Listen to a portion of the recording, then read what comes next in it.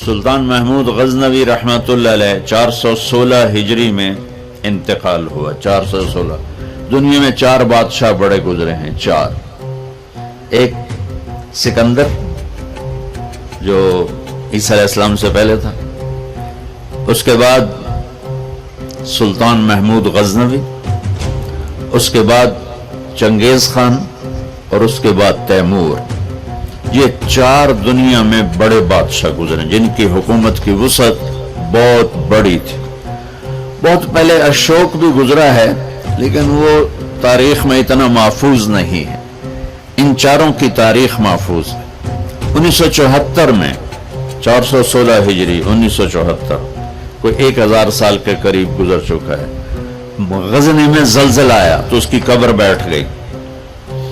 تو اس وقت ظاہر شاہ مرحوم کی حکومت تھی، تو انہوں نے کہا بھی قبر کو دوبارہ بناؤ۔ تو جب قبر کو کھولا گیا تاکہ دوبارہ بنایا جائے تو آپ حیران ہوں گے، اس کا کفن بھی میلا نہیں ہوا تھا، اور اس کا جسم صحیح سلامت پڑا تھا۔ وہ مسجد کا امام نہیں تھا، کسی خانقاہ کا پیر نہیں تھا، کسی مدرسے کا وہ مفسر محدث شیخ الحدیث نہیں تھا، کسی کونے میں بیٹھ کے اللہ اللہ کرنے والا نہیں تھا۔ دنیا کے 4 بڑے بادشاہوں میں ایک بادشاہ گزرا ہے، اور حکومت کتنے کی؟ 33 سال۔ 33 برس کی حکومت کر کے 1000 سال کے بعد قبر پھٹی تو اس کا جسم ایسے تھا جیسے ابھی کوئی قبر میں رکھ کر گیا ہے۔ تو اس سے معلوم ہوا کہ دنیا کی ترقی آدمی کو آخرت کی کامیابی سے نہیں روکتی، اپنا غلط استعمال انسان کو آخرت میں بھی ناکام کرتا ہے اور اللہ کی بارگاہ میں بھی اسے ذلیل کرتا ہے۔ اور اپنے جسم کا صحیح استعمال وہ دنیا میں بھی اس کو اللہ کی رضا دیتا ہے، اور آخرت میں بھی کامیابی کا جھنڈا اس کے ہاتھ میں پکڑاتا ہے۔ تو اللہ تعالیٰ نے کامیابی ناکامی کا معیار جو قرآن میں بتایا ہے وہ بالکل مختلف ہے، جو ہم سمجھے ہیں وہ بالکل مختلف ہے۔ تو ان الدین عند اللہ الاسلام، اللہ تعالیٰ نے فرمایا اب کامیاب ہونے کے لیے ایک ہی راستہ ہے، وہ اسلام ہے۔ وَمَن يَبْتَغِ غَيْرَ الْإِسْلَامِ دِينًا فَلَن يُقْبَلَ مِنْهُ وَهُوَ فِي الْآخِرَةِ مِنَ الْخَاسِرِينَ۔ جو اسلام کے علاوہ کسی بھی راستے پر چل کر آیا تو اللہ اسے قبول نہیں فرمائے گا۔ تو بھائیو، اللہ نے ہم پر کرم کیا کہ ہم ایمان والے ہیں، اسلام والے ہیں۔ ہماری بدقسمتی کہ ہمیں نادان علماء نے نادان کی شرط لگا رہا ہوں، ہر شعبے میں نادان لوگ ہوتے، دفتروں میں رشوت لینے والے نادان لوگ، ہیرا پھیری کرنے والے بازار میں نادان لوگ ہیں، ملاوٹ کرنے والے منڈی میں نادان لوگ، چوری کرنے والے، ڈاکہ ڈالنے والے، اڈے چلانے والے، یہ نادان لوگ ہیں۔ تو انسان بگڑا ہوا ہے تو ممبر پر بیٹھنے والے بھی کچھ نادان ہیں اور کچھ سمجھدار ہیں۔ تو نادان لوگوں نے جب ممبر پر بیٹھے، انہوں نے ہمیں فرقوں میں بانٹ دیا اور اتنی نفرت پیدا کر دی کہ اے کافر، اے کافر، اے کافر، اے کافر، ادھر نال تسی مصافحہ کیتا تے تہاڈا نکاح ٹوٹ جائے گا۔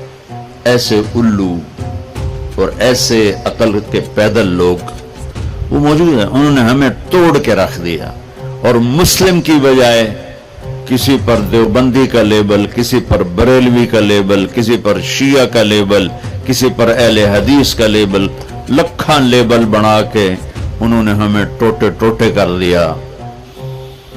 وَمَن يَبْتَغِ غَيْرَ الْإِسْلَامِ دِينًا فَلَن يُقْبَلَ مِنْهُ، جو اسلام کے علاوہ کسی چیز کو اختیار کرے گا، لگائے گا، مردود ہے۔ اسلام کیا ہے؟ میرے نبی پاک صلی اللہ علیہ وسلم کی لائی ہوئی مبارک زندگی۔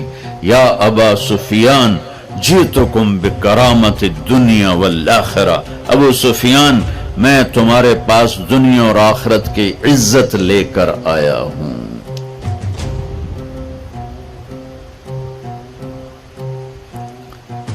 وجعل الذل والصغار لمن خالف امری، جو میرے اس راستے سے ہٹے گا اللہ اسے ذلیل کر دے گا.